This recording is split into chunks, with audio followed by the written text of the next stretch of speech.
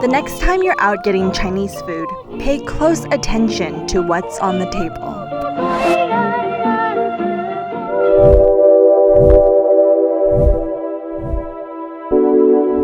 This style of tableware, called linglong porcelain, was extremely popular in the West in the 70s and 80s. And they all come from this town in China.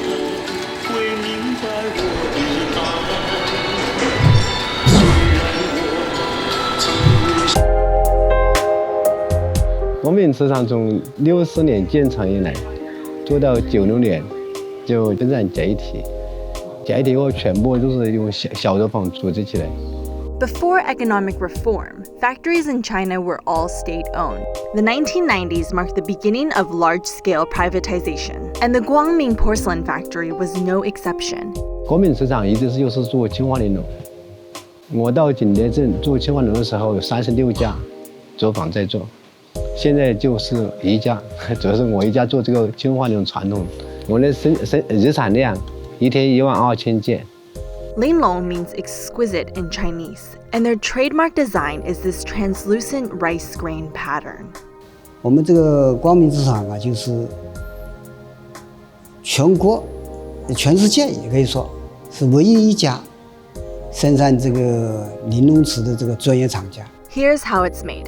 用泥土4吨，一年1500吨左右。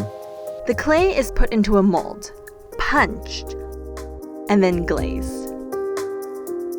It's then set, dried, and trimmed. And then it's washed, painted, and stamped with cobalt, which gives the product its iconic blue color. It's then off to the kilns, where they're fired in these boxes called sagger, a clay chamber that ensures the product is heated evenly throughout. 烧成时间是26个小时，它烧出来的瓷器是白里泛青。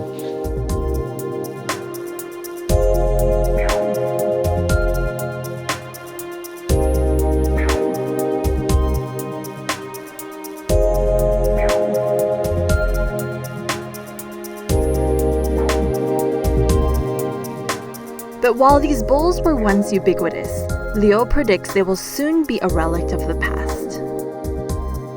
混在10年，这个碗就基本上就没有了。